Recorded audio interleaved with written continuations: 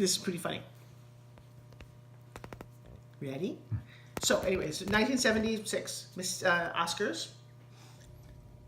Well, Marty Pizzetta was the director. Yes, he was. Bob Hope was the MC. It was the 50th Annual Academy Awards. And so some of the things that I remember, it's funny, I was conniving even then.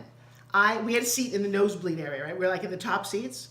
But I always knew that before the last 3 awards, there was a commercial break before Best Actor, Best Actress, and Best Picture.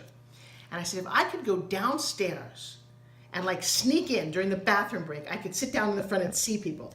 You know who I got to see? Neil Simon and Marcia Mason, Robert Wagner and Jill St. And you John. snuck in? Well, I snuck into the very bottom for the last part, and I was a seat filler for the last part of the show. Yeah, because I was like, I need to know these people. Did you find a seat? Well, because what happens is when people get up to get their award, they put somebody in their place as a seat filler. Oh, that's right. So they let me be a seat filler.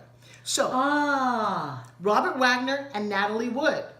I'm like, oh my God, I couldn't even conceive of how these people, I'd only seen them in the movies. Neil Simon, Marcia Mason, Stallone was winning for Rocky, Woody Allen was winning for Annie Hall, and Fred Astaire was there. I got to say hi to him, which was just like, oh my God. And when the awards were over, I'm down at the very bottom with all the superstars, and I don't even think I could breathe. It was just like this sea of faces that you see only in the movies. You know, that big collage of all the movie stars, and they were all there. And then there was one guy who was standing over there wearing a tuxedo with a white tassel, and it was a very young post-Saturday Night Fever John Travolta. It was who? John Travolta. Oh. Now, Saturday Night Fever had just come out. He's really, right? Was Saturday Night Fever? And I'm 16 years old, and I'm just going, and I just couldn't believe he was real. I don't know why I was so starstruck. I led a very sheltered life. I don't think I've ever told the story in any of my classes or anything. Well, honey, we're all starstruck. Thank you. We're all starstruck with people. I'm still starstruck. As Jack was still starstruck when he died. Oh, I mean, good. Okay. I mean, oh my God, I just appreciate him so much, or here, or whatever, Yep. you know. So I'm standing there in this kind of blue gown, and I'm just staring, and I'm just like, I don't know what I was doing. And this woman, big heavy woman, puts her arm behind my back and says, do you want to meet him? And I'm like, And she pushed me right up to John Travolta with these big blue eyes of his, and I'm like, oh my God, I love you in the movie. You're such, I don't know what I said. And they said, well, thank you. And I said, can I give you a kiss?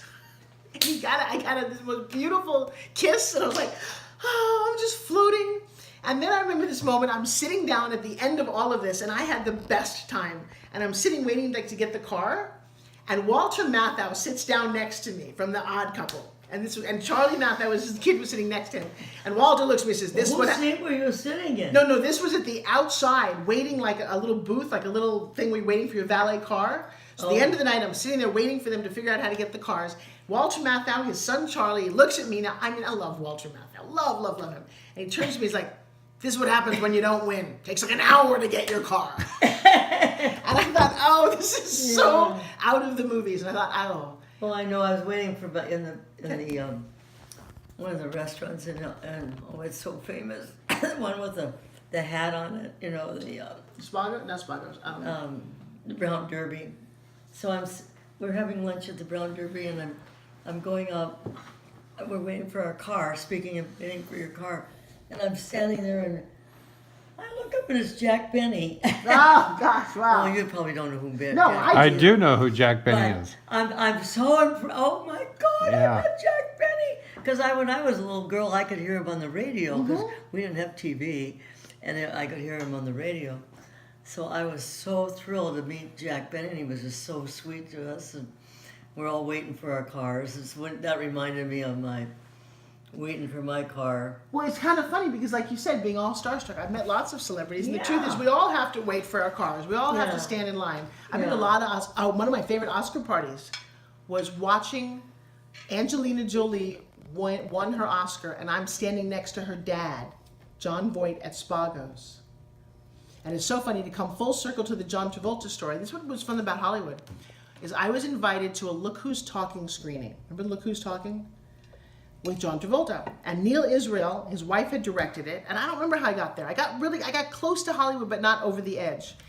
And John was standing there, and I'm like, isn't that funny? Like 20 years ago, I had this moment, And I turned to Neil, who's the director's husband. I said, you know, it's funny because I walked up to him as this little kid and I said, can I kiss you? He said, why don't you go up and say hi? And I'm like, okay. So I walked up to John and I told him the story. And he looked at me and says, you want to kiss me again? Oh, that's cute. And I never saw him again, but it was such a sweet, he's actually a very talented, sweet guy. Yeah. Who's the most, so tell from my camera, who's the most starstruck person? Somebody that just, you said, wow, so excited. To me? Yeah. I've never been starstruck. But who But was it's just been excited? wonderful to meet all the people that I never thought I would meet. Oh my God, I met so many.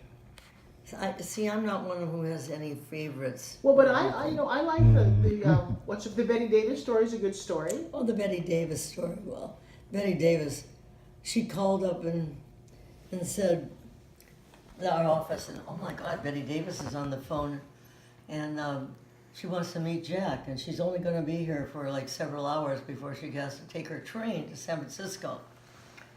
So Jack and I, oh my God, Betty Davis, we want to go meet her. So Jack and I hot-tail it down to that famous hotel that she's staying in.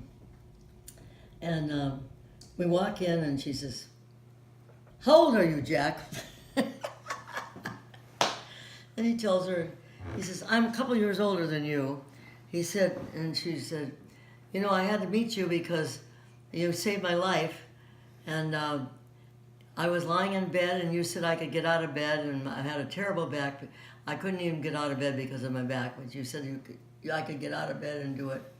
I got out of bed and I did it.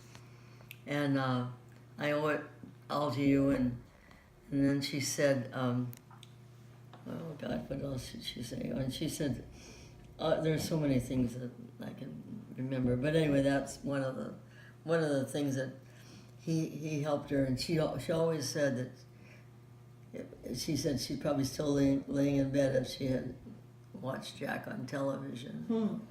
So people ask me all the time,